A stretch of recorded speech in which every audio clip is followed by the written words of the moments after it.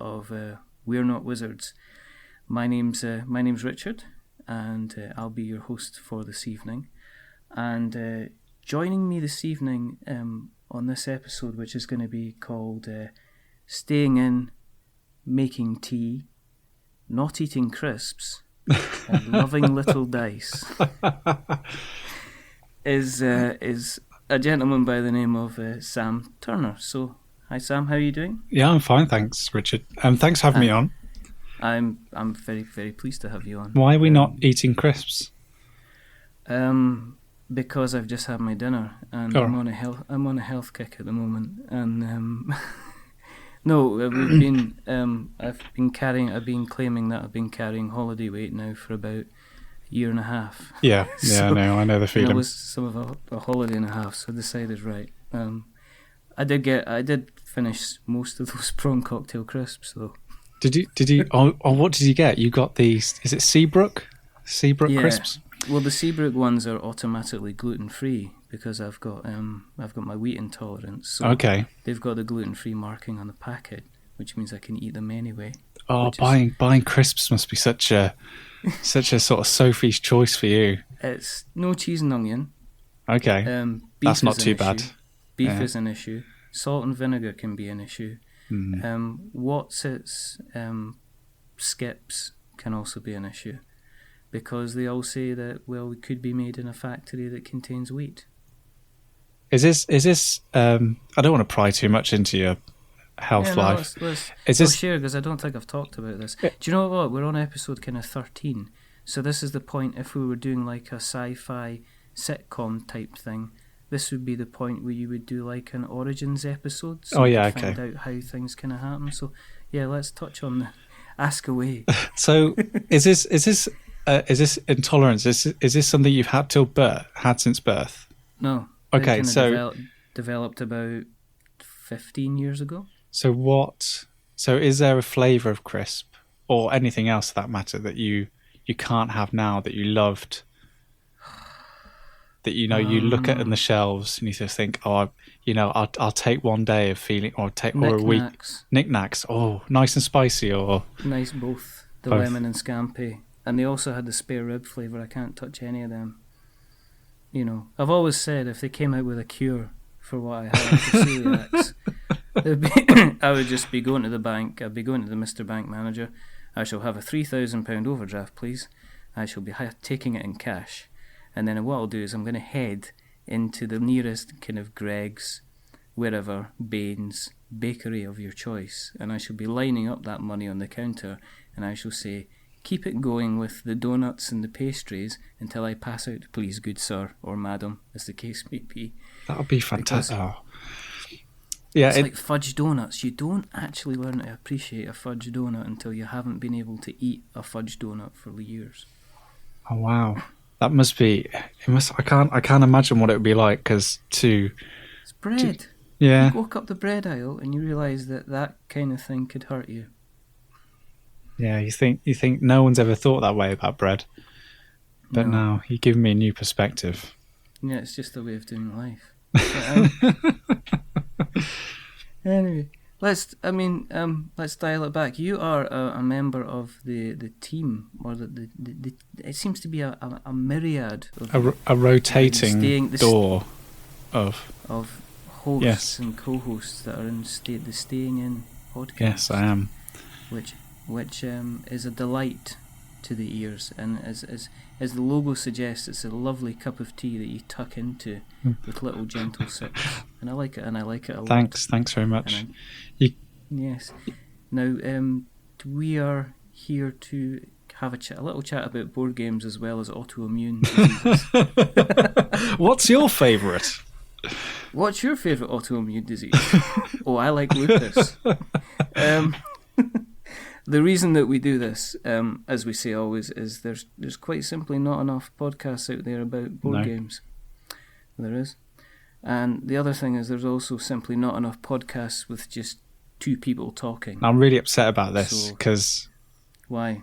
Because I listened to your show and I thought, okay, you're only two people. And originally you'd asked myself and Chris, or at least Chris, who is another one of the revolving hosts on the Staying In podcast, to come on.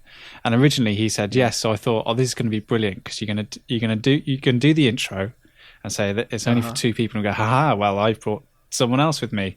But Chris forgot that he was meant to be in Munich right now. Yeah. Conveniently. So. Yeah, so you see that you can't break the rule. No, you can't. Though we did break the rule the other day. No. There is a podcast coming up that's got 3 people on it. What? It's out there. Yes. It's out there. Well, it's been edited. But it's going to be out there soon. And it's going to have 3 people on it. So, world minds will be blown. It will. When that episode hits. That's going to be hitting soon, because people are going to go, he's just broken his entire motto. And it's not a motto, it's just an observation. So, board games, card games. You talk a lot on the podcast, on Staying In, about games that you play, and one of the things you recently mentioned was you mentioned Dice Masters, which you had a good discussion about. Now, we have a part of the show called What We Got to the Table. But before we dive into the little 6-sided addiction cubes, which is Dice Masters, have you always been kind of interested in the hobby? I mean, how did you get involved in games? You mentioned Magic as well. You're quite a big Magic player as well. If I'm correct. So how did you get involved in the hobby? Well, for me, like the hobby's I've only been, and this will just highlight how serious my problems are with the, Dice Masters and Magic, because I've only been playing like sort of serious board games. I don't know what the collective term is, but only for about 18 months. It's nothing wrong with that. Before then, I was really only would play games that my grandma would have in a cupboard in our house.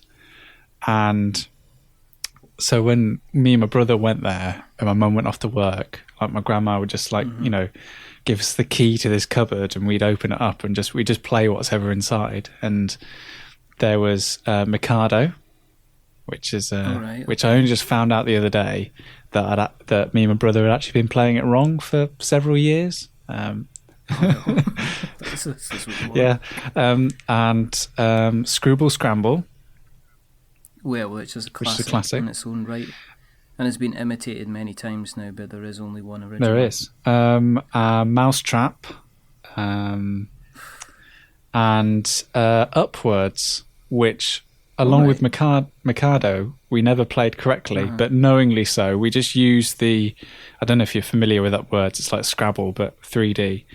But instead of just placing words horizontally, you can also place them vertically, so you can change a word by putting another letter on top of the word. By putting a tile on top. But we just used to build like Upwards type like villages and forts using the counters. Never for any sort of linguistic use. For no benefit. But then that was kind of it. And since then, I've been kind of more obsessed with video games, and that's been my association with all gaming until about 18 months ago, when for my 29th birthday I got a copy of Settlers of Catan. And it was me and about 8 other friends, and we were just about to go out for my birthday. We were just about to go out bowling, and we just thought, because I had no idea what Catan was, or I don't think anybody does. When you're getting into this side of things, I think you think it's a dice and it's counters and it's a flat board. Yeah, and it is like Neo in the Matrix, kind of. Why do my eyes hurt? Because you've never used them before. Exactly, and we. What is this board game stuff? Because you've never played them before. Really. No, like it wasn't. It wasn't a game that sort of was testing any sort of linguistic skills like Upwards. It wasn't, nothing to do with dexterity like Kaplunk or anything like that. It was, it was almost like this whole new experience. And like we sat down and played it, and we had to like leave in an hour, and only one of us had played it before. and it was my girlfriend's brother who gave me the game as like it was his game that he'd played like every day at university for 3 years, and he gave it to me, and we had the 5 to 7 player expansion, so there were 7 of us, and he was like the bank and the curator, almost like the DM of this horrible little Catan project that he set up. And the Catan project. And it sounds like a 1970s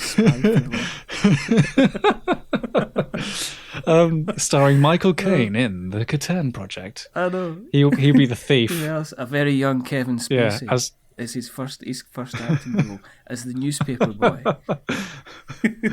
Where are you going? I'm going over here. Have you got the wood? I don't like her at all. She's a bit of a pain. Come here. What are you doing, newspaper boy? I'm just gonna go and get some more papers. The Catan project is the lost Caine film. He just did it just after Zulu because he was short of the money. We played it. I don't think we even finished the game, and I think that maybe is what caught me, was the fact that we were having this great time, and there was 8 of us around this tiny table. Like I've only got a dining room table that seats 4, and we were all kind of huddled around this one board. And it's fun when you play Catan for the first time. It's fantastic, isn't it? Like it is genuinely like one of those. So right, I've got cards in my hand. That's fine. I can see the board. That's fine. And then the more you play it, you slowly. But hang on. There's numbers. There's numbers, and there's bartering, and there's interactions, and there's different things I can do, and strategies, and ways you can play. And for me, it's that idea of taking on a role, of inhabiting a kind of way of thinking, that's the most interesting thing about playing board games. And from then on, I've just been my bank balance wasn't thankful to me from then on, because from then on I kind of picked up about 3 or 4 of, I don't know what you call the staples. I don't want to talk about heavy sort of gluten diet to you, but if it was a gluten based diet of board games, which I've now become slightly intolerant to, it's overexposure. I went straight out and bought Smash Up. Smash Up's good. Ultimate Werewolf. That is very good. Munchkin and Pandemic. Munchkin, I'm not sure about. No? I'm not sure about Munchkin. Pandemic, we, as a wizards, not being a wizards at all, kind of aren't sure about Pandemic. And we were going to do an episode on Pandemic, and we sat there and went, do you like Pandemic? And I says, well, I don't know. And then Colin says, I'm not sure about Pandemic either.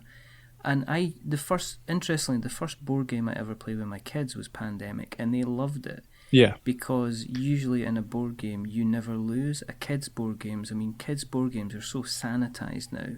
Yeah. Like the kids' version of Monopoly is kind of like, everybody has a party at the end and smiles. Really? Kind of it's just totally kind of taking away the competitiveness. So I put, Pandemic on the table, and the kids were, they must have been about maybe 10 and 8 at the time. And I was like, what are we going to do, Dad? We're going to play a board game. So they put it down there, and we played a bit, and I said, so you do this, and then, oh no, look, there's an infection taking place, so there's an outbreak. Okay, what happens now? Nothing. You're dead. Wow. Yeah. And they were like, but board games are about, there's a winner, and it's like, not in this game. And that really messed with their mind. Because I never quarterbacked Pandemic, because there's a tendency for people who have played it before to go, right, no, you go to Beijing, and then you go here, and then you go to London, and I'll go to Atlanta, and stuff like that. And they were just like, what, we lost? I was like, yeah, because, we've got all these cubes going everywhere, and there's been outbreak after outbreak, and we've not cured anything, so, it's everything's just gone, it's we've died. Can we play it again? Well, that's exactly, this isn't a comment on the people that I hang out with, but that's exactly what happened when we first played Pandemic. But we realised after about 2 or 3 weeks of trying to beat the game on the easiest setting and not being able to complete it, I suddenly twigged that I read the rules wrong. So we were essentially playing what we then called Samdemic. So the ruling that we got wrong was, you've got the 3 cubes on a city. Yeah. And it's when you add a 4th one that it outbreaks. It spreads to you get a break to the next surrounding to the next ones, cities the next or whatever, ones. I read that wrong, and we were playing it every time a 3rd cube was added, it outbroke. That's a lot of difference. That's a big difference. Which makes the game almost impossible to play. But I say almost with a caveat because it gives you just enough leeway to make you think that you can beat it. So we were playing games that you'd either lose in 2 turns or you'd get right to the end and then everything would fall down. So to us playing games, that was like this wonderful seesaw of emotions of, all right, we screwed up there, right, we've lost, right, to the next one. Heads in the game, guys. Heads in the game. So how long did Samdemic last? Weeks. Weeks. And it's the only, when we played Samdemic, it's the only time, like when we played it with friends, and it's the only time that my girlfriend's turned to me and gone, can we play Pandemic? And like just me and you, can we do that? Can we try and beat it? Because that feeling of being so close and not getting the win was kind of infectious. And then when I found out that I'd read the rule wrong. How did you break it to people that all this, for the last couple of weeks? Did you leave like a written note? Or what did you do? Did you put a post-it note inside the folded board and then opened it up, so when they opened it up they went, "I've read the rules wrong," and then just left it? Guys, I'm really sorry. The strange thing is that I kind of broke it at the start of our next playthrough, and we kind of didn't really think much about it because we just thought, oh well, no wonder we haven't been able to beat it, you idiot. Ha, silly Sam. And so just carried on playing with the new rules. And then once you know Pandemic, you can beat it every time. Yeah. Which is why it's quite symptomatic of quarterbacking. Like I can sit down and play Pandemic and I can beat it. I can not control, that's the wrong word, but I can move everyone else around the board and beat it. Yeah. Easily. Once you know how to do it, you know how to do it. And so everyone was kind of like, can we play Samdemic again? Yeah, because Samdemic was more deadly. Yeah. Well, that's the thing. Like, you want to feel like you're actually fighting something, which is why, like, we introduced like a house rule that you pick your characters at random, so you never know who you're going to be. And I think we are actually going to go back to Samdemic at some point. See, we picked up, when I played it with the kids, I allowed them to pick what character they wanted because that was how they kind of understood the game. So, randomness. But funnily enough, we've never played it really again. The kids have never kind of gone back and went, right, can we play this? Codenames at the moment is the big one that we play all the time. But, so after Pandemic, was there anything else that playing it, obviously talking about the past, so you built up that collection. Did that collection continue to grow? Yeah. It continued to grow quite exponentially within the few months, because I was kind of that's kind of when I was ingesting as much new stuff, because it's a whole new world to me. Like, I didn't know it existed. So I went down, all the usual avenues, Will Wheaton's Tabletop and Shut Up and Sit Down, and a few friends of mine had dabbled in the past. So I was picking up things like Betrayal at the House on the Hill. Yeah. And I think I even got the Werewolf expansion because we all really loved that. Like, that was great fun. And the Resistance. Really, like, if someone asked me, like, they were getting into board games now, these are exactly the same titles that I'd pass on to them. And because I think they're not only easy games to understand, but their themes and ideas are quite easy to understand. Like, it's easy to pretend that you're a spy hidden amongst a team of resistance fighters. It's easy to pretend that you're fighting a disease. Yeah. I mean, for those who aren't aware, werewolf is like what you call it's kind of like a hidden game. It's like one of the people is essentially like the werewolf, and everybody else has got to kind of like guess. So it's fairly kind of simple type mechanics, isn't it? And it's brilliant how quickly a group of friends can suddenly turn on each other. Yes.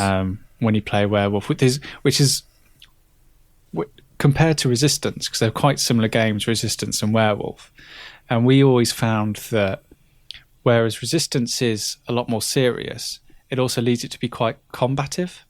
So, you're on your defensive a lot more, and you sometimes find with Resistance that you're always kind of on the defensive rather than trying to like lead a charge, a positive outcome. But because in Werewolf you've got 3 cards in the centre that no one knows what they are, the chances that everyone in your group could be a good guy are a lot higher than they are in Resistance. So I think that's why we enjoyed it a lot more, because I think not only is it more likely that people are telling the truth, but the conditions for winning are a lot lower as well. You can like I can't remember the conditions for winning now. It's something like the villagers can survive the night if one werewolf or something like that. They don't have to find all the werewolves, or I can't quite remember. But so it was really kind of me and a group of friends like discovering this whole thing together, and it has been ever since. Like everyone who's on the Staying In podcast has pretty much started like their board gaming life, as it were, exactly at the same time. Which is good. Yeah. Because this is the best. I mean, this is one of the... I can't think of a better time where people can get into this hobby and the choice is just ridiculous. It's too much. It is. It is too much. Do you know what it's akin to? Go on. And dialing back to what we were talking about earlier on, when I first was diagnosed with having celiac disease, Tesco's had about 2 shelves of gluten-free products. Now if you go into Tesco's, they've got they've pretty much just half an aisle full of stuff. You can get anything. There's tons. There's stuff you didn't even realise existed. Last week, now we're not affiliated with them, but I picked up some McVitie's chocolate hobnobs, gluten-free ones. My word. Do you know what it was like? It was like Christmas of 1981, opening up and realising that I'd got a Millennium Falcon from Santa. That is incredible. Did it taste how you remembered? I didn't care. I couldn't tell through the tears. They're saltier than I remember. But these are hobnobs and they still hold up to the dunk. So you can like that, I'm going to put you in and dunk them again and again, and they still hold up, and the chocolate's there. The chocolate's melting on my fingers. Tears of joy in my eyes. I'm munching down in this hobnob, and I was thinking, think of this choice, and this is where we are. We are at the gluten-free chocolate hobnob stage of board games, where that has come to light, and there's so much kind of choice and going to. Obviously, one of the things you've mentioned that you're playing at the moment. I mean, Dice Masters. Oh, do you really want to know about me and Dice Masters at the moment? I think it's time. I think the best. And I would say to people, just as a quick aside, go and check out the latest episode of Staying In, because it does talk about Dice Masters, and it is hilarious. The WhatsApp message is the best. If you want to recount, I think it's worth retelling. Well, it was for what was the reason? That was it. I'd pre-ordered. Basically, Eldritch Moon was coming out of Magic, and again, Magic is only a recent thing in my life, and it's something I only share with 2 other friends. And there's Peter as well. He's on the podcast, but he lives in Bristol, so we don't get to play that often. So there's 2 other friends who live in Manchester, where I live. And we play a lot as often as we get together. So my interest in it kind of ebbs and flows depending on how often I'm with those friends. But all of us were really excited for Eldritch Moon coming out. So I was getting ready for Eldritch Moon, pre-ordered a fat pack. I'd got myself an intro deck, but I also wanted to use one of the, I don't know how familiar you are with Eldritch Moon. I'm not. Okay. Well, I don't really know what the story is. Oh, is this the one with the reversible cards? Yes. So Meld. Oh yes, because I mentioned it on one of the recent episodes about them freaking everybody out by introducing these reversible cards and thus destroying the entire Magic sleeving industry. Oh yeah, it did. Like I thought, oh brilliant, there's reversible cards, so I'll get myself some transparent card sleeves. Not realising that, hang on, but then people would know what I've got in my hand. Yeah. And as a side note, me and Pete did a Magic draft at the weekend, and so it makes it like you're trying to draft a reversible card and not have your... You just can't do it. Magic draft, that is when, for people that don't understand, is that when you're basically building up a deck of cards that you've never used before? Yeah. Sometimes you kind of like get almost like a deck, a blind deck that you have to open, and then you build your deck from there. Yeah. Some competitions are run like it's that. It's a good like level playing field, because it was a little bit tricky for us because there's only two of us, and I think they recommend at least 4 people doing a draft, so you get a good... Yeah. But we just had 3 booster packs each, and like I pick a card from my booster pack, he picks a card from his, and then we swap, and then we do that until all the cards are reduced, and then we kind of have to make a deck from the cards we've got left. Yeah. And it was interesting as a kind of experiment. I lost horribly. You lost, did you? Yeah. I didn't pay enough attention to my mana flow.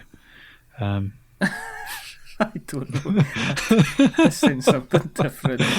It's like an advert on the TV. Do you have problems with your mana flow? Well, with one simple patch.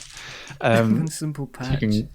You can get reversible cards, and your mana flow will be fine. And you're just like that.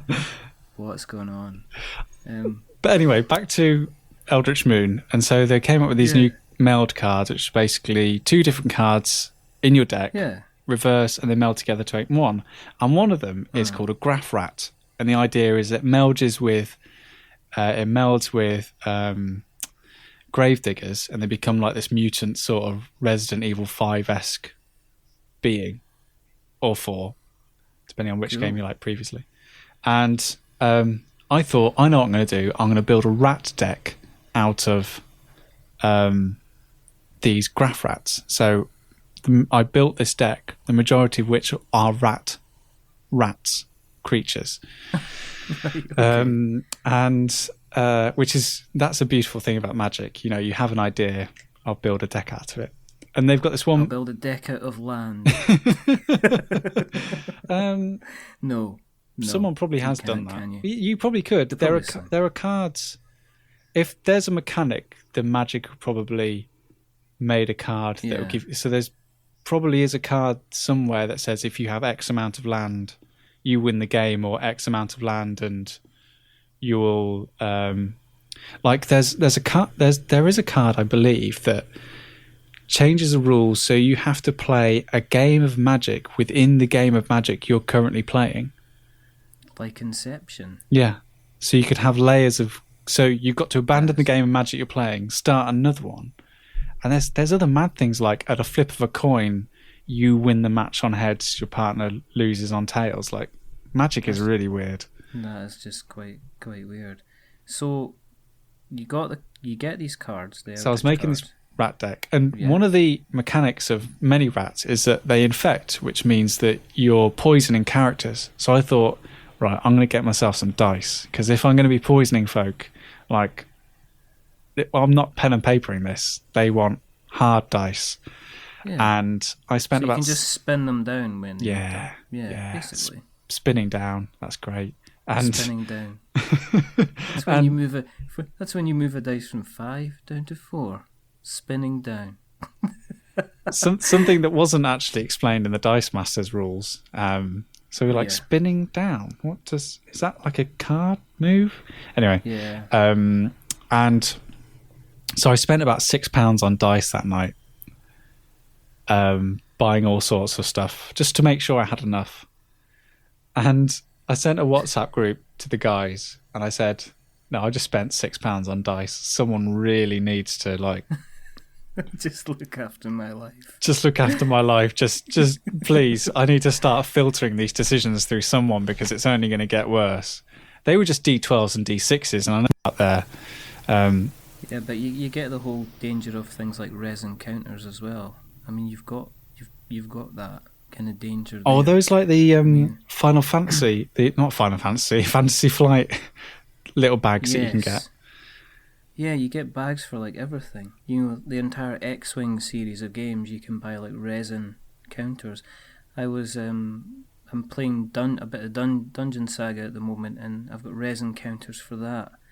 And it's just plastic versions of the normal cardboard counters. But it's so you nice. can go into so many different levels with these things. Little collector's boxes and stuff. Yeah. It's just a scary time. So, you bought your £6 and so I was very aware that that I imposed this spending embargo on myself, and then I listened to your podcast and you started talking about Dice Masters, and I was like, Dice Masters, it's our fault, man. And I thought, I like dice, and you didn't even talk about it that much. You just kind of mentioned that, about you were playing Dice Masters, or it was a fun game, and I just thought, hang on.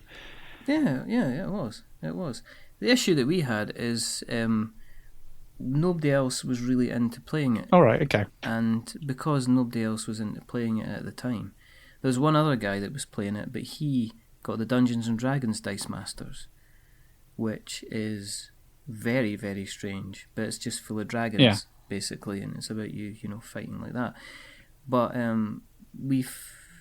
sometimes people just, they don't necessarily want to try a thing if they like it, or people compare it to, they go, oh, was it like compared to Magic? Because I've got Magic with me this evening. It's like, well, it's not, it's good fun. Yeah. There's lots of of similarities to Magic, but yeah, there is. But so how many? How you got the starter set, obviously, but you mentioned. I mean, obviously, you were mentioning. You mentioned that you'd got the DC set. Yeah, the world's finest. It's called for some weird reason. I don't know. Because they've released a whole pile of these. Because you get Age of Ultron, you get the original Marvel Dice Masters. Yeah. They're going down kind of different. Doctor Strange coming soon. Well, of course, because it's tying into the film. I'm surprised there's not a Star Wars one, but I think Fantasy Flight are doing their own version of a kind of a yes. Oh, I shouldn't have said that. I didn't say that. I'm gonna edit that out and then just go. Yeah. It was just a dream. There's no Star Wars dice. I'm just gonna leave it out like that. So we'll cut that. Okay. No, I don't need any more dice in my life. No, I've got enough. No, you don't. No, you've got plenty. But how many dice do you have? Well, I got the. Have you taken to buying them and then kind of keeping them in the jacket pocket until nobody's about, and then you can open them and then sneak them into your collection? Pretty much. Well, the boosters, yeah. Have you got a proper box to hold No, I don't. Not yet. I've got a. I've kept. You're browsing though, aren't you? I know. I looked at those velvet dice bags in Forbidden Planet the other day, and I was like, no. Are you just using the paper ones that came with the original set? Yeah. I've been very responsible, Richard. Like, this is a new me, turning over a new leaf. No more just off the cuff spending. Paper bags are good enough. If they're good enough for my family, then they're good enough for me, kind of thing. If I rip them, I'll just get some of those Happy Shopper ones from the. Well, I mean, obviously, you could always take an EasyJet flight and just nick to this, just go under the seat, the sides bit, and nick to the section. Just like Dice Masters scrawled on the side. Instead. Yeah, just write it in crayon. Nobody's going to notice. And put like a little sign on it as well. It would be absolutely fantastic. So just do that. So anyway, how many dice do you have? I don't know. I really don't know at this point. It's the start. I can't even. What? What does a starter deck come with? I've got like the starter deck. I think it comes with about. I think there's a fair number in them. I think there's about 60. Is it 60? Yeah, I think. Maybe it's not that many. I think there's about. Hang on, 60. I could probably tell you. So I don't know because we don't want to put a number on it. I could put a number on it, and because I bought 5 of the Civil War, so that's 10. Okay, and then Chris took a joke that I made about how if he comes to visit me in Manchester, he has to bring Dice Master boosters as a payment. So he bought 5. Whoa, okay. That's another 10. And then I bought another 5 when I went to go and get a comic. But this is like some kind of AA meeting. But the store clerk actually accidentally sold me 6. You didn't go, now I'm paying for cash, so I'm taking this one. It's like finding a vodka miniature. I'm going to take this one anyway. Okay? I'm just taking this one. Put it in my pocket. And then I bought another 2, I think. No, at least another 5 on top of that. So at least another 30 or 40 dice I've added to the... So you're approaching 100. Yeah. Then. That's pretty good going. And it's I don't know, what's a bad number for dice? When do I know it's gone too far? I think for Dice Masters, you know it's going too far when you're searching for eBay for the rarer cards, and you look at what is essentially 2 dice and a card, or people just sell the cards by themselves, and you're looking at a piece of card, and you're seeing a number of, say, £35 next to that card, and you're justifying it in your head. See, I've been able to resist that with Magic. I think the most I've ever spent on a Magic card is about £6, which is good. I would keep it at that level. I think any more then.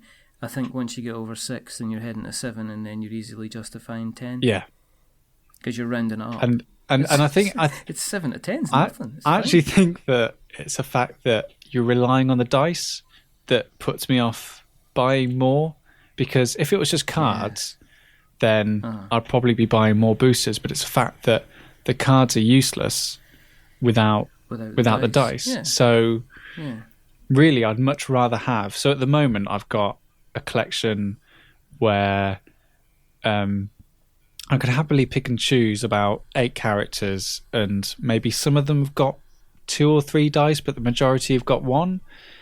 But the fact is that at the moment, I'm the only one who's collecting, so my opponent's only going to have that same sort of choice. So it's pretty even. And currently, every game of Dice Masters I've played, I've been introducing it to someone else. So we've always been playing the demo mode, which is part of the terrible rule book that's supplied in the starter deck. Oh, that rule book. Oh, whiz kids, have a word with yourself. It's awful. I mean, thank goodness for Rodney Smith. That's all I'll say. Good old Rodney and his Watch It Played. Is that his name? I think, yeah. Oh, Rodney. Yeah. Rodney, we like you. He's so cheery when he comes. Until I watched 20 minutes of him trying to explain Scythe, and I thought, that's the danger with Rodney Smith is, and Watch It Played, is it's not the video that you're watching that you're looking for the explanation.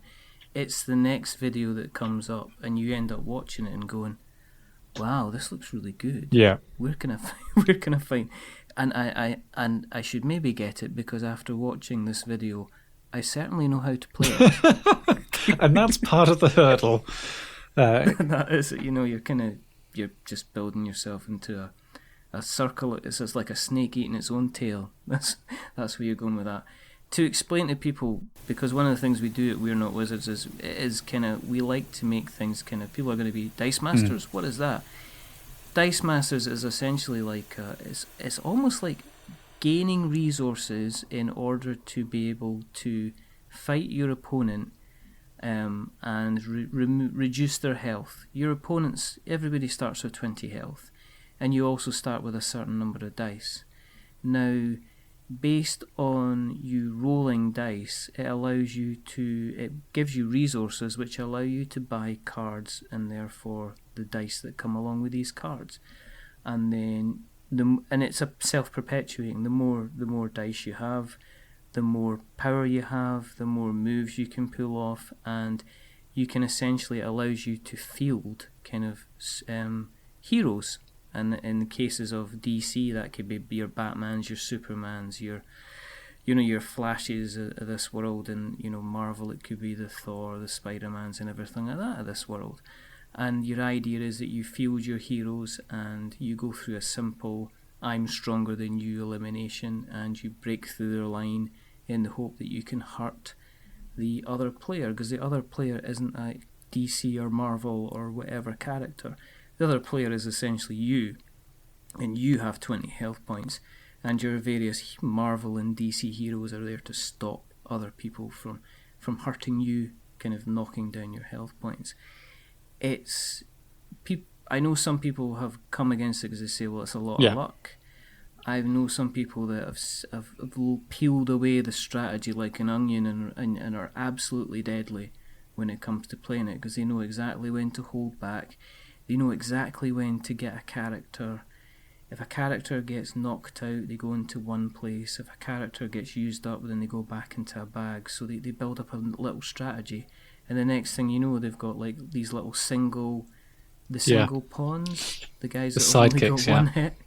And they're laying 6 of them up against you, and there's nothing you can do about it because you've got. That's just sorry to interrupt, but that's what I like.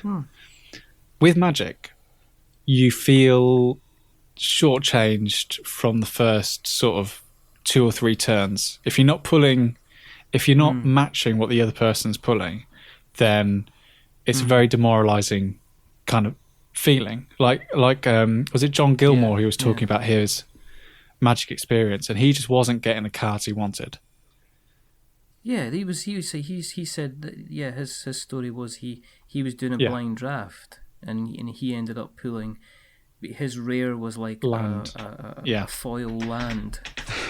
And the thing is, with Magic, you very early on, you're picking one card up at a time, and if it's not what you need, then you're dead in the water. Whereas with Dice Masters, that luck can be, you're sort of the generator of that luck. So you're buying the dice and you're putting those dice into essentially your deck, into your hand. But your strategy around which dice you're buying, so like action dice are slightly cheaper than character dice to buy, so you can increase your chances of what you're drawing by choosing how to spend the energy in the early rounds, which is why I think you are relying on luck, but you're kind of the master of your own luck in that regards, depending on how you want to gamble. How you spend your energy, it could be simply that it's a case of, I'm saving up for an Iron Man here, or am I going to be buying this power that allows me to have one extra hit when I do manage to break through the defences. And that can be the difference between you beating somebody by 5 life points and basically losing because they've got pretty much a blockable guy that can't gonna go through. It's fun. It's, as I say, it's a lot of fun. I think that one of the things that we had, or we raised when we spoke about it so many episodes ago, was the collectible nature of it. Was because it was blind packs that you were never ever 100% sure that you could go out and you could spend £70 on foil pack. I'm not saying you should. Please don't. No, but you could go out and spend that type of money on it, and you could end up hitting the jackpot and ending up with a whole load of rares and super rares and only a couple of normal cards. Or you could spend that type of money and just have like Spider-Man all the way through. So in that case, I think that kind of put a few people off, because then you've got to think, well, how often are they putting out these rare cards then? Is it just encouraging me to kind of buy more? But as a game... I was going to say, I think my idea around that is kind of... Because I really like the game, and I like the mechanics, and I think that the people that I play it with really like it too. So what... My idea about buying boosters and getting a sort of semi-collection going is going to get to a point where I probably make 2 or 3 or 4 collections of dice and cards, and Yeah. So use a bit of like my experience in Magic and have like an aggro deck, a really aggressive one, a really defensive one. Yeah. So when I'm playing with my friends, I'm in a position to go, right, do you want to, you choose which deck you want to play with and which collection of cards. So exactly. I'm kind of trying to, by buying the boosters and sort of building collection that way, I'm trying to bypass the collective aspect of it in a way by kind of, at the end of the day, I'll have a completed almost game. So it'll just... Well, you'll be able to play it. The whole point of the game is you can buy the starter pack and you can have a really, really good time. It's not a case you have to go out and buy, so many boosters in order to be able to play. No. I mean, it's not. It's a self-contained game like, say, Netrunner. Yeah. You can play Netrunner quite happily until the cows come home. It's only if you want to maybe expand your strategy or you're maybe taking it a bit more seriously that you want to go out and buy the... Yeah, definitely. And with just a word of warning about the world's finest starter deck is that, and Dan, another staying in podcast fellow, felt very shortchanged because it gives you this sort of, it's the first time you played it he you a demo setup of what cards to use and what characters to pick. And so I gave myself Batman and Catwoman, and he was left with Steel and Crypto the super dog, and he was like, hang on 1 minute. I feel very shortchanged by this.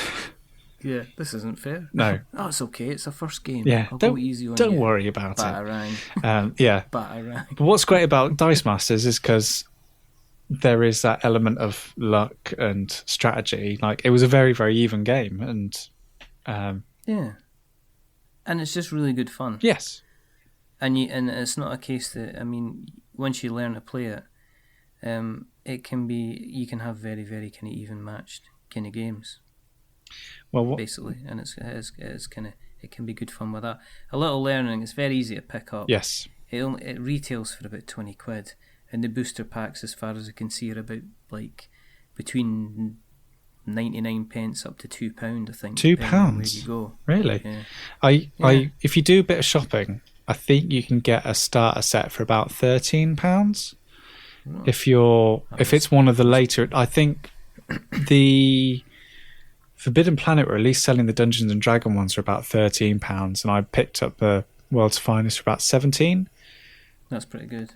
I don't think I've seen a booster over £1 yet, so... Well, that's good. Well, it depends, I guess, where you were going at the time, but I guess we were picking them up we'd got them at the very, very beginning when it was just Marvel, and it was nothing else, and they were a bit more expensive there. So that's kind of obviously one of the main things you've been playing. You've been talking about Magic. One of the things we talk about is obviously getting them off the shelf. Yes. So is there anything at the moment that you have been coveting a bit, that you've been thinking, apart from obviously breaking into Wisconsin and running away over the hills with like a trailer full of boosters, is there anything that you've particularly seen that you'd like to play? Loads. Well, I can share with you my Amazon wish list if you really want. I'll tell you what, we'll put it in the show. Yeah, notes. Brilliant. Well, if anyone wants to buy me anything, I'm very, very welcome. But when's your birthday? What month's your birthday? It's in March, so you got plenty of time to save up. You should have said September. Yes, I should have done. Ooh. Even though I have just gone on Amazon and Carcassonne has dropped to below £19. Really? So that's quite. I always thought it would go below 20. So that's tempting. Anyway, that's a game that I've played on. That's a game that I've played on mobile versions, but never played in real life. Yeah, I've never played it either, but it's kind of always held up as one of those, sort of 10 games to game. 10 games to play before you die. Kind of thing. So that's always on the list. So that's kind of one game I've coveted. Sort of other things on there at the moment. Mysterium.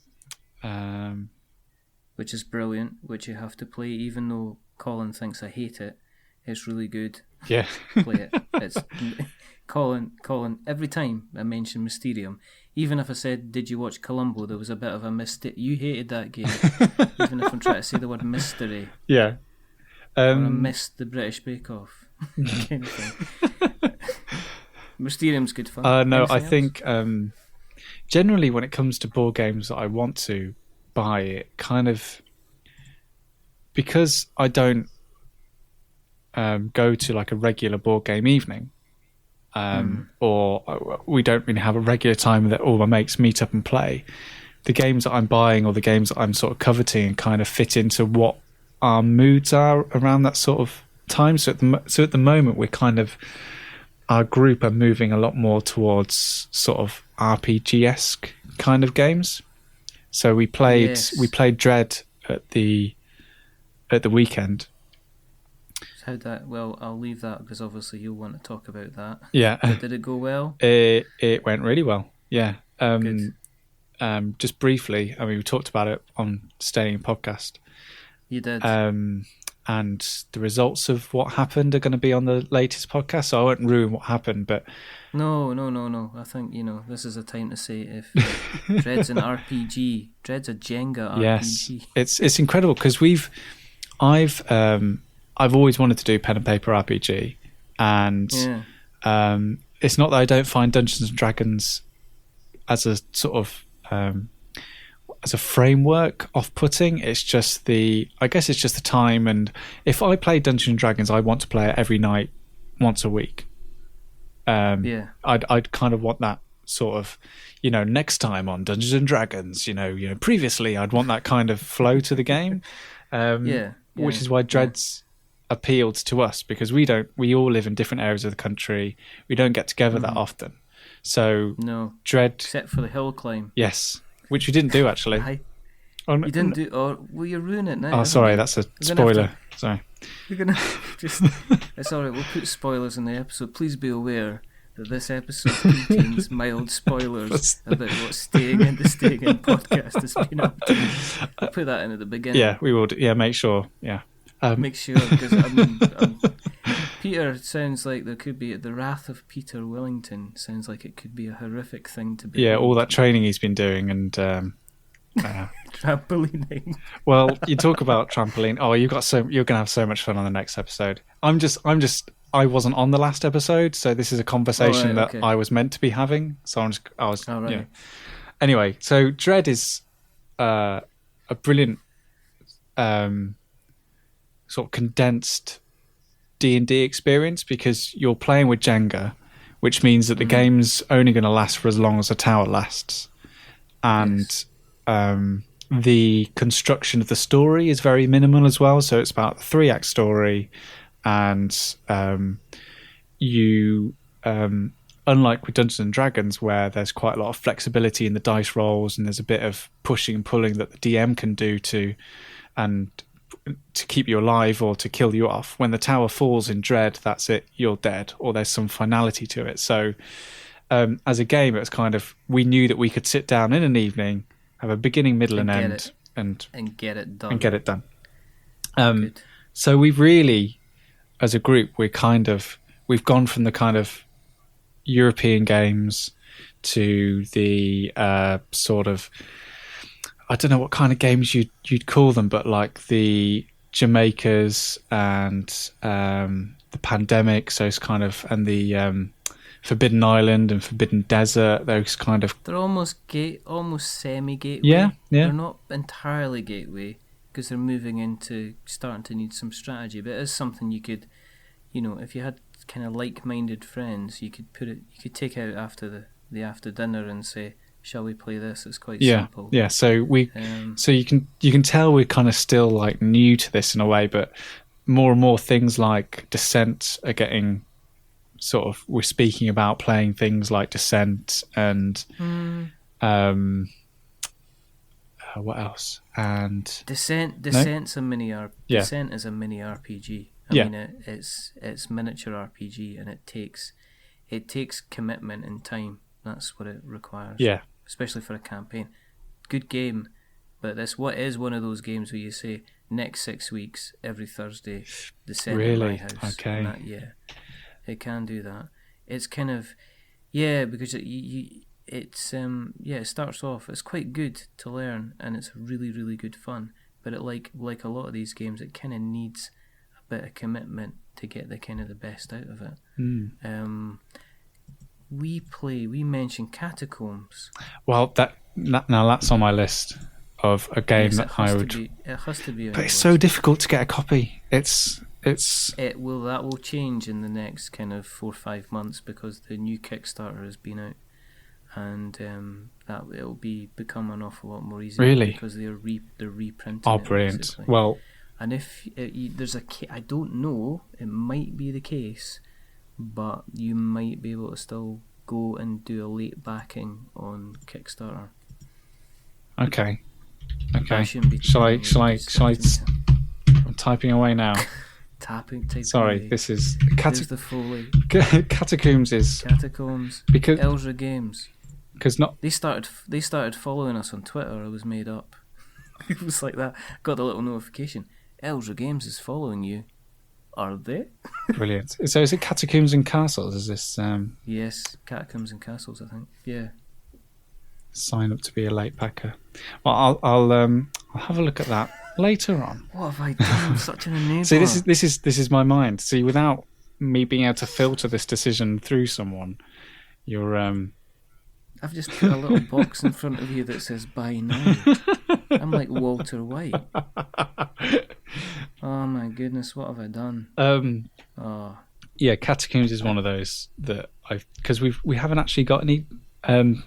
Me and Chris, we kind of have a shared board game collection because he lives in Liverpool, I live in Manchester. So if I fairly close, I want to borrow something, I'll bring it. I'll ask him to bring it over, and I'll keep it, and vice versa. So we never buy the same game twice, and we kind of buy stuff that we're both sort of that'd be a nice game to play. I'll buy this one, and then you can come over and play it. And because of that reason, we went through a period of buying lots of 2-player games, and having lots of fun with that. And I bought Ogre, the Pocket Edition, about 4 or 5 months, still not played it.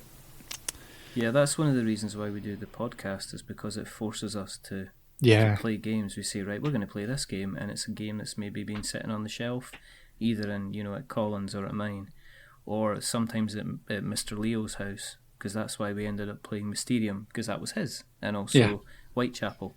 And it is basically, we're using this as retail as therapy to help us get over the large numbers of board games that have ended up in the kind of the collection, to make sure we play them. And sometimes we'll just pick random ones that we're not sure about, and sometimes it'll be games that we definitely kind of want to play. Yeah. The thing what we said, I think, about Catacombs was that you can play it in an evening and you can get all the way through it, and it's dexterity, so there's no dice, and it's just really, really good fun. And I was always surprised that when it funded, it didn't fund an awful lot more than what it did at the time. But Colin's got Catacombs already, and it's so good. Don't say that to me. I'm putting you my. I'm not even going to wait till this is finished. Hang on a second. Just putting in my email. Here we go. There we go. Subscribe to. Yeah. There we go. There we go. I'll be notified when I come back the campaign as a late backer. There we go. Boom. There you go. We'll see what Done. happens. Of course, it might be too late, and then you'll be stuck, and then I'll be able to sleep in my bed at night, knowing that I've not taken you down a path that you shouldn't go. When we catch up in a year and I'm homeless and everything's gone, I'm just turn up on my doorstep with a handful of dice masters, saying, "I've been trading them in like John Candy and playing trains and automobiles like he did with the shower curtain rings, tricking teenagers into thinking that they're earrings, and persuading people they were handy little doorstops if they put them in the hinge bit." And I'll be like that. "Why don't you go home, Sam?" And you'll be like that. "I don't have a home. It's gone. It's gone." Speaking of Kickstarter, do you back? Have you partaken? Because that's the kind of, I guess, that is when you're fully fledged. There's 4 stages of the board gamer. There is the entry level after dinner mint board gamer. Okay. There is the taking it into the main course and getting into, and then there's the fully fledged hardcore, double sleeving everything gamer, and then there's the guys that go, actually, the games that exist aren't enough. I need to get involved with games that technically don't exist but do exist. I've backed 2 projects. Okay. And so the first one I backed was, and let me get the name of this right, because it's a pretty strange name. It doesn't make grammatical sense, but I'm sure there's some reason behind it. It's called Election of US America Elections. So I think it's part of what will be a series. Okay. And it's a joint effort between Wonket and Auroch Digital.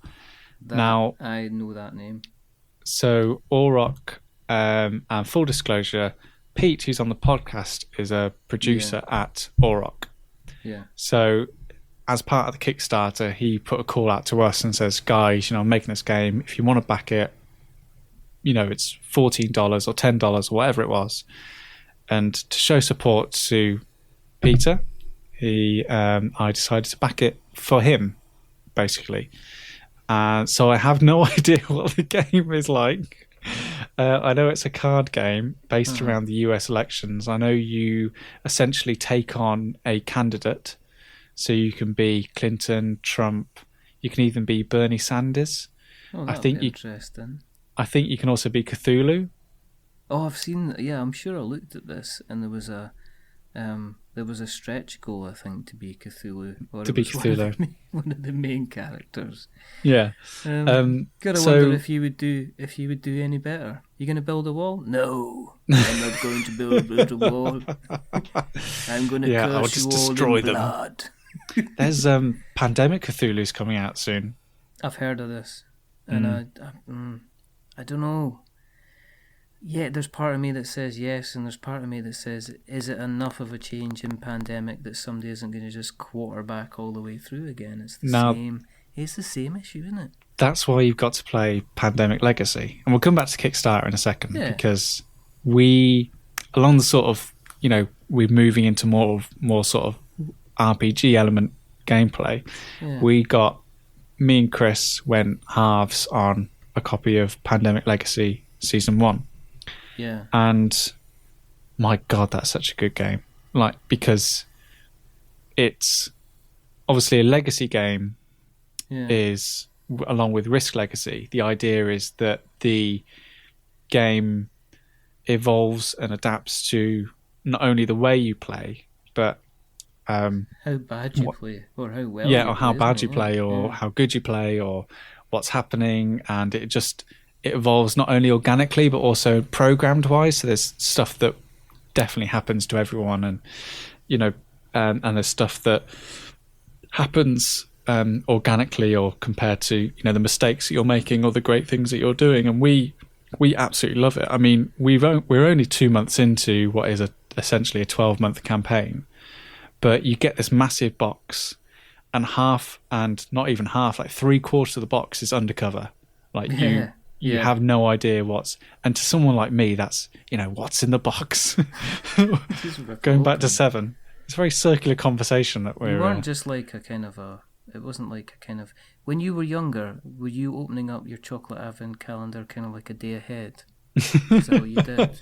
I don't know, because when I was younger, we weren't allowed chocolate advent calendars. We had very strict Christian... You'll get a picture of an apostle and a star, and that'll be it. I don't like it. I don't know what you're complaining about. I know you got a sheep. Your brother, he got the hill with a stable on it.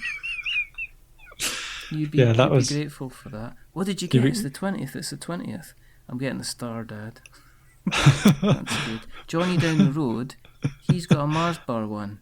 He gets a Mars bar one, but you get Kinder Egg ones. Can you? Yeah, you probably can. My word. But you get Star Wars Lego ones, don't you? My God. Now I get chocolate ones. You can get Star Wars Lego ones. You 2 years ago. Calendar. 2 years ago, me and my girlfriend had 4 chocolate advent calendars. And... She's rebelling. I think that's just part of me, my subconscious going, well, now I'm going to eat all the chocolate. Thanks, Mum. All the chocolate. Here you go, Mum.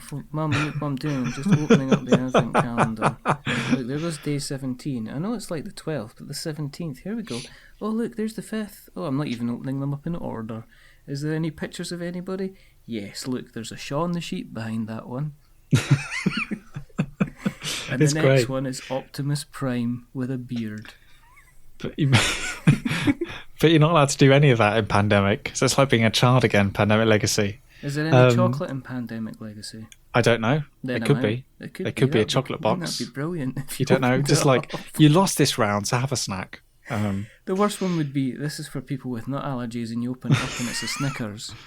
Here's a real pandemic. That would be the ultimate pandemic, wouldn't it? You open it up, you go, can't touch that. Oh, look, quick, look. Mark's swelled up like a balloon. Where's his pen? Where's his pen? It is. Pandemic Legacy is kind of, for us anyway, it's because it changes and evolves and you're kind of like writing things on pieces of paper and you're kind of making marks on cards and you like turn over at each time every month starts, because the idea is you play it over 12 months. If you win, you move on to the next month. If you lose, you stay on that month, and it's like a rewind feature. Yeah. But if you lose for the second time, you move automatically on to the next month. But your skills and things like that become either very worse or become you're not as good. You kind of on the losing side. And I think And I think and I think one of the things that's programmed into the actual sort of script or code, I guess, of the game from the start is that immediately when you begin, one of the diseases becomes incurable. So immediately you're not playing Pandemic anymore. You're playing a different game, and you get introduced to new mechanics because you can't treat it. You can't remove cubes off the board. So therefore you're having to like quarantine areas now. So you get a whole new action. You get a whole new set of mechanics. You open a box, there's whole new tokens in there. You've got a sticker that you open up and you put into your rule book. So you've got a whole new rule there to follow. Like, it's just because we had the Gary Butterfield on a couple of episodes ago, and he talked about it and talked very highly. I've not had anyone that said I don't like it. I've also not had anyone that says, "Oh, I'm messing up a board game here. This is a terrible thing to happen." So, but I like that freedom that you can sort of desecrate something that has been precious. Can you imagine going over to somebody's Magic deck and saying, "We're playing Magic Legacy now." pull out a marker cards. Pen, right? That rule doesn't count. No, don't like him. No, sorry, he's got to go. Him. No, he's got 500 mana.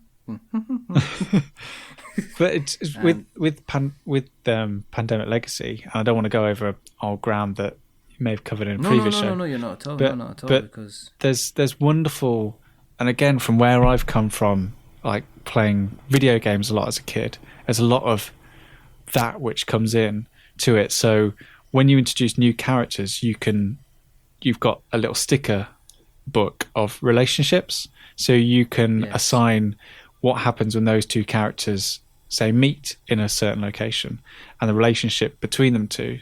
And you can also, characters can also descend into madness and break down if they witness too many horrors. And I like those lasting sort of video game effects from it.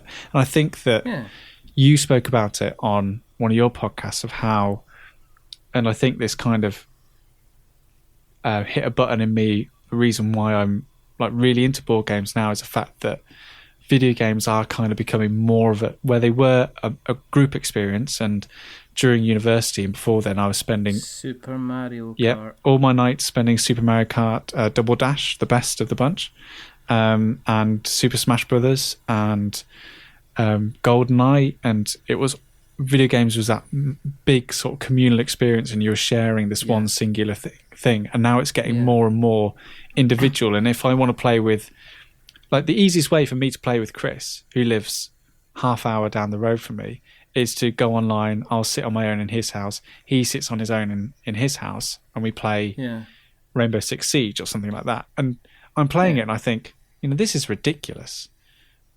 And so board games have kind of brought that local couch co-op thing back that video games have kind of put by the wayside. Well, there's people that come to the club that they'll play a game for an hour. They'll have a couple of games of Magic, and then they spend the rest of the time just catching up with everybody Yeah. else. How's your week been and stuff like that. You kind of get that if you're regularly playing and you have like a lobby on PlayStation or something like that, and you can jump into the party chat. But you kind of don't get that. It's just different. Which I keep saying that this is why I'm kind of getting much more into the board game space than the video game space. Just the communities and stuff like that seem to be very, very, Yeah. very, very Well, welcoming, which is good. Not to keep on harping on about him, but Chris and I recently finished playing Lara Croft in the Temple of Osiris, which is a terrible isometric shooter on PlayStation 4. And so we finished it and we're kind of like, right, what's next? And we can't find anything. Hardly anything unless it's Destiny or Resident Evil 6 or Overwatch or something. Like, we can't find anything that gives us a 2-player campaign or a specific 2-player experience. Like, we've got to go where the market goes.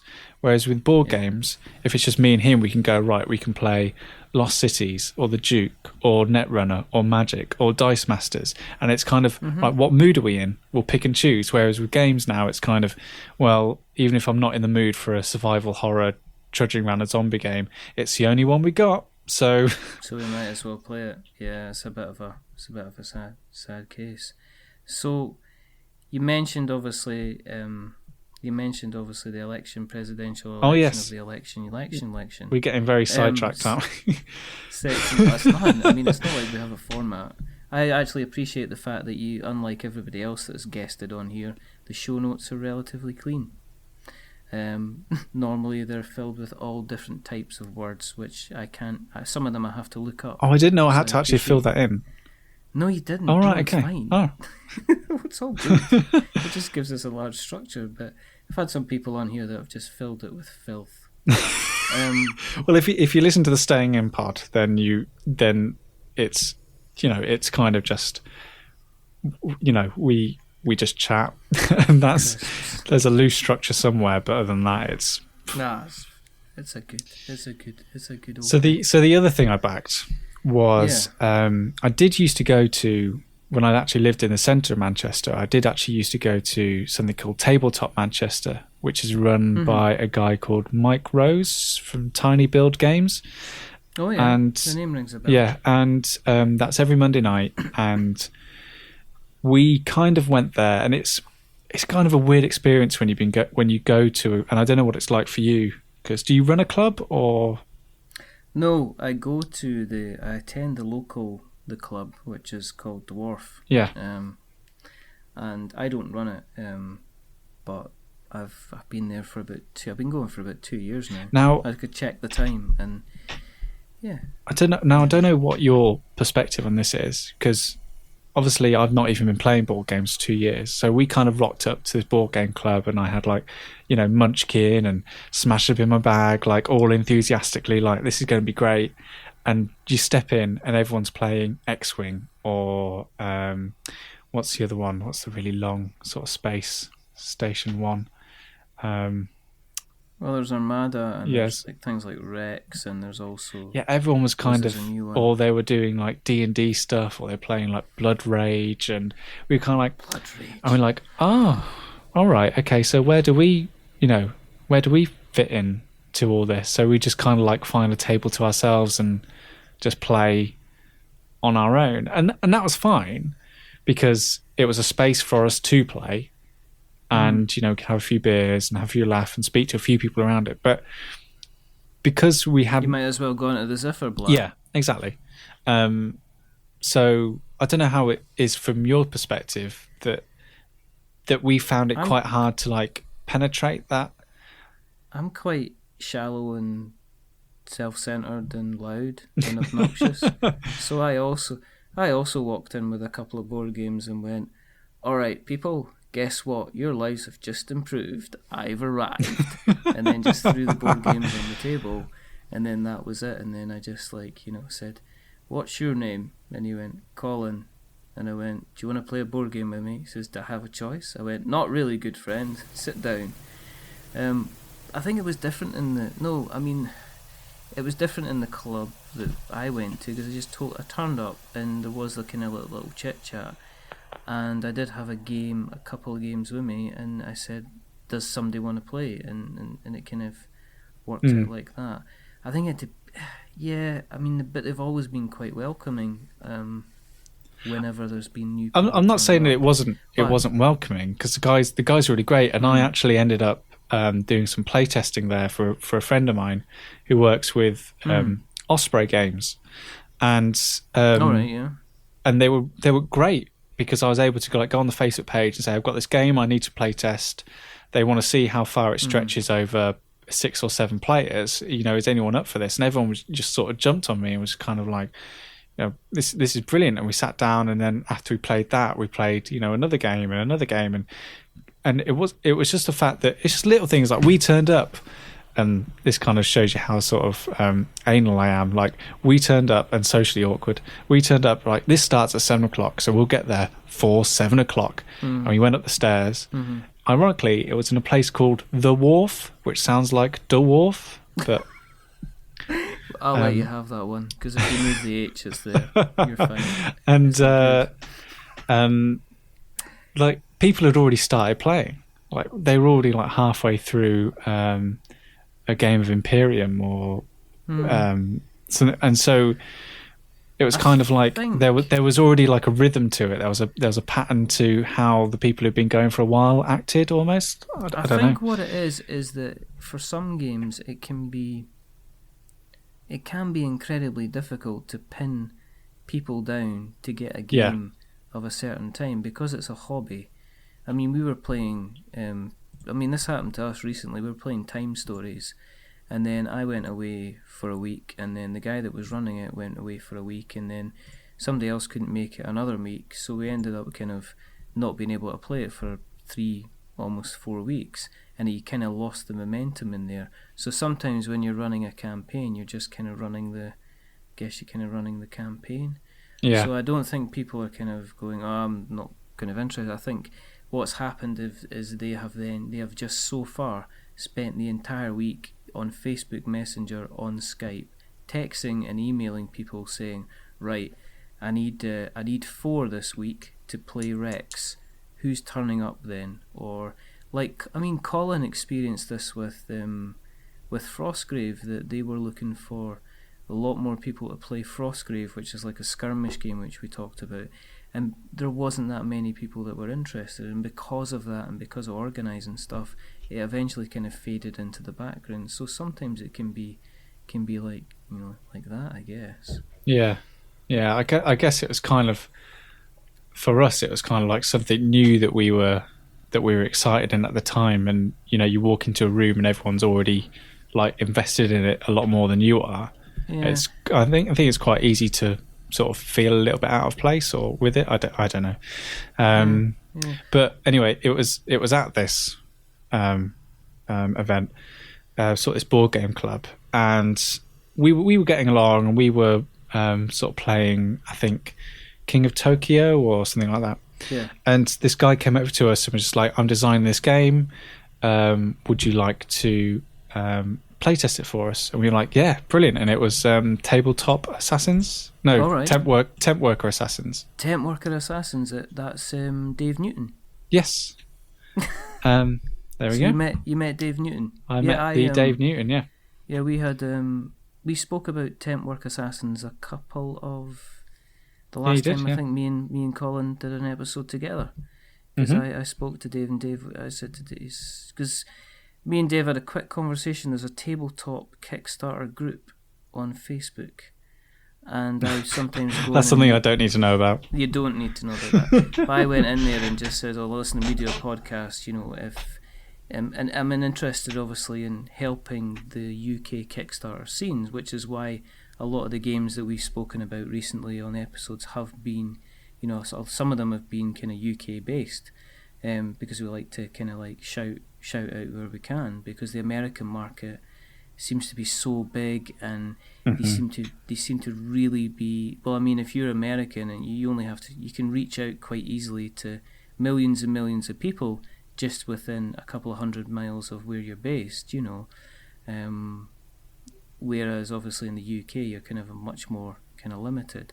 So yeah, me and Dave had a quick chat, and we kind of talked about the game there. So was it good fun?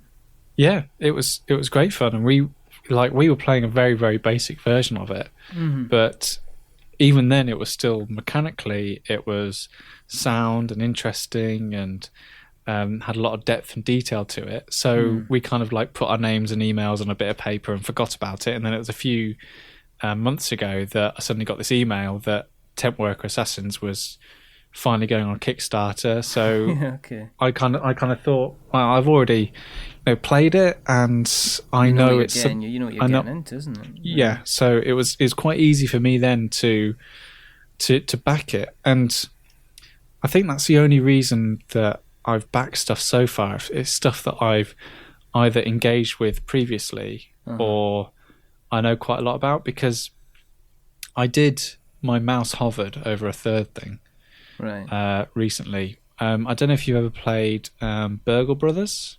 I've heard of it, yeah. I always want to call him Tim Flowers, but he's not an ex-Leicester City goalkeeper. He's Tim Flowers, I think his name is.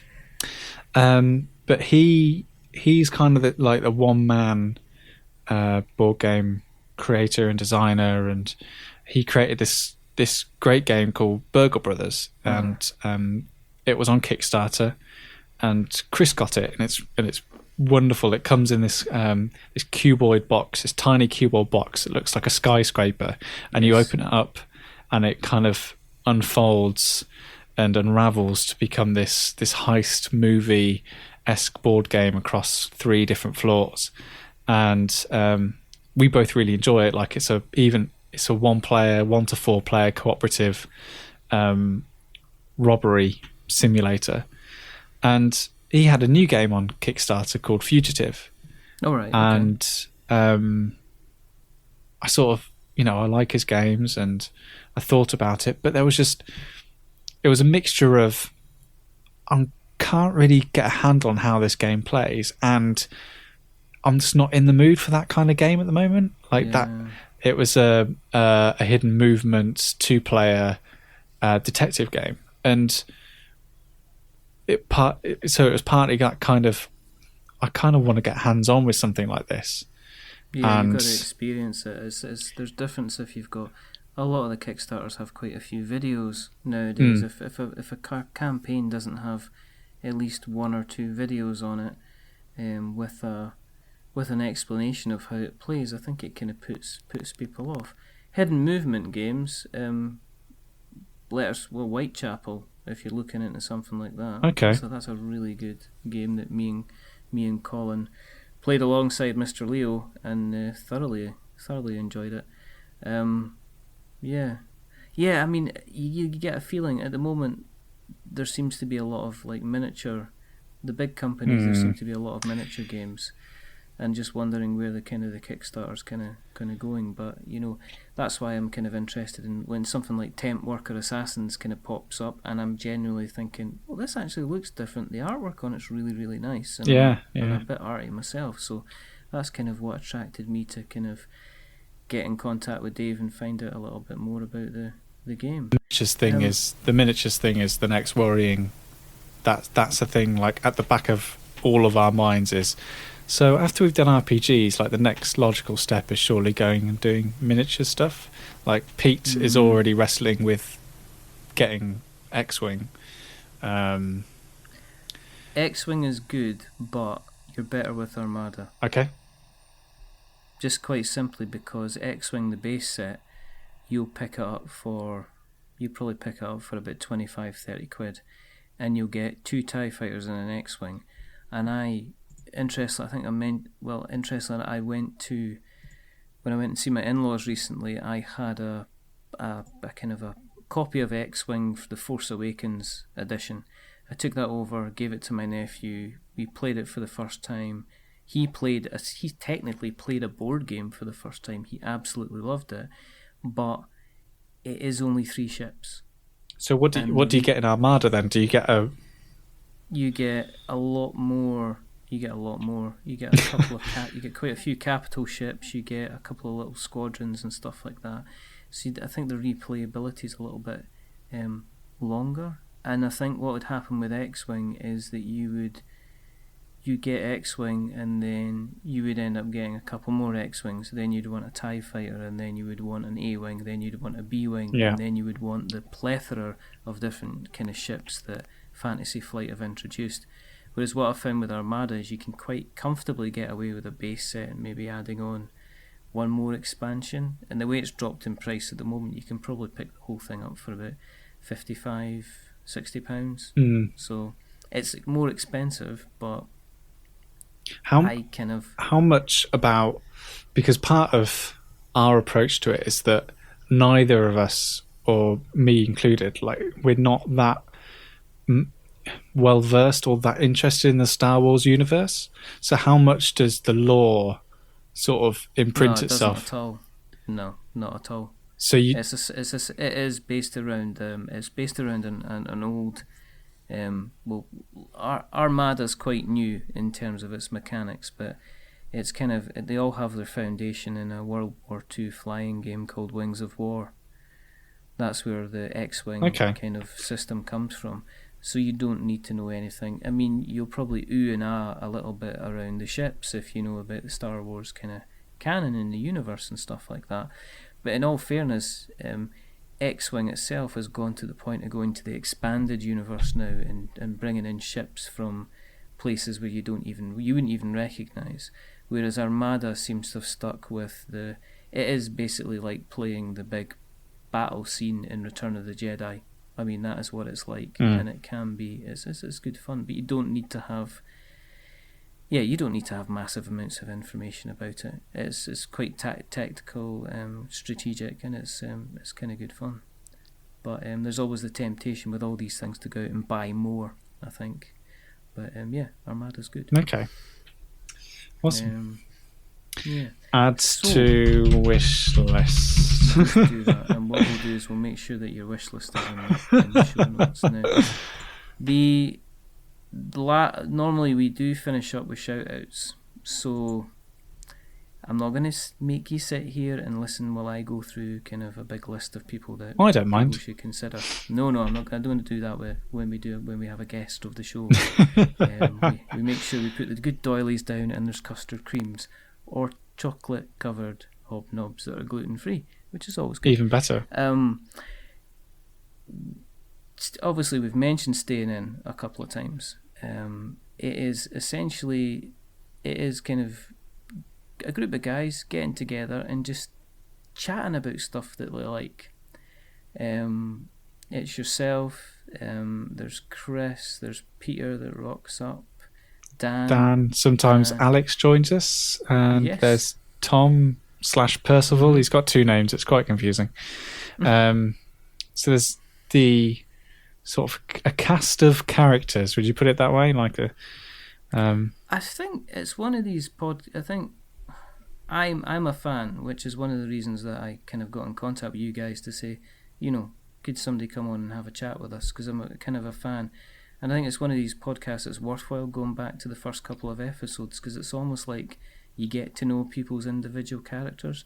Thanks. Not that you won't have fun kind of jumping in just now, but it is almost like the stuff that you talk about it changes every week. Yeah. So it's quite nice to hear you talking about the kind of what's happening with the comics, the comic calendar. It's quite.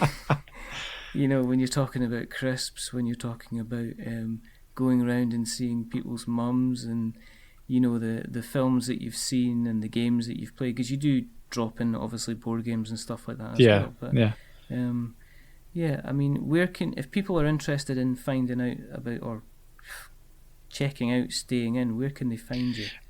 We do have a website, but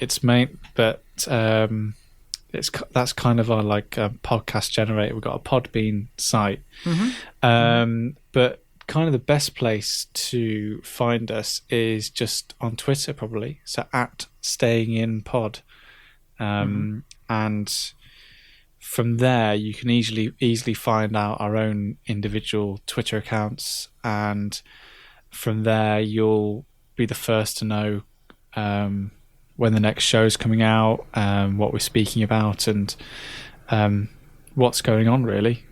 So at Staying In Pod. And if people are wanting to say hello to you, where can they find you? At Mr. If you want. Go on. Yeah, of course I can. At Mr. Sam Turner, which is very good. It's, I was lucky to get that one before any of the other Sams. Managed to get it before you. There's probably a Sam Turner out there that's cursing this, going, "Oh, so it's you that got my name," yeah, kind of thing. And I have to call myself Sam Turner 01 or. There you go, exactly. Sam Turner, Sparkly Blue 16. 99. Thanks, Twitter, thanks for suggesting that, Twitter. Thanks a lot. For us, as normal, anything that you search kind of We're Not Wizards, we are We're Not Wizards on Facebook, we are We're Not Wizards on Twitter, we are We're Not Wizards on Instagram, we're on Stitcher, we're on Acast, we are on iTunes, but we never remember what the link is. And if you want to email us, though nobody does except people offering us SEO services from the subcontinent, then you can get us on either magic at we'renotwizards.com or .co.uk. This has been a pleasure to have you. Thank you. It's been a pleasure to be on. Sir. It's been good. It's been very, very good fun. And yes, and say hello to everybody else. I will do. See them from me. And if the spoilers didn't put you off too much, the next podcast is out on iTunes on the 1st of the month. There you go. So there you go. Check it out. I do enjoy it. It's fun.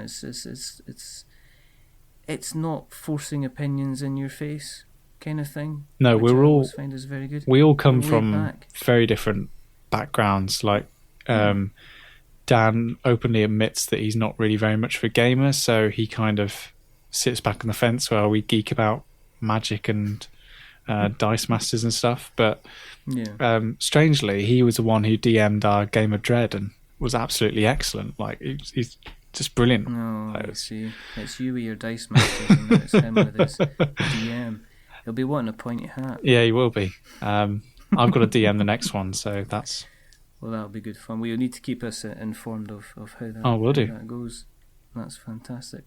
And for everybody else that's out there, just remember that we are many things, but we're not wizards. Are we wizards, Sam? I'm very tempted to do my bad Gandalf impression, but no, we're not. Is it secret? Is it safe? No, we're not wizards, you hobbits. We're definitely not wizards. Get out of here. Fool of a took. Fool of a took. We just ruined the whole show. We're going to have to change the name now. So it's a bye from me, and it's a bye from the fantastic Mr. Sam Turner. Thank you very much. Bye-bye. Bye-bye.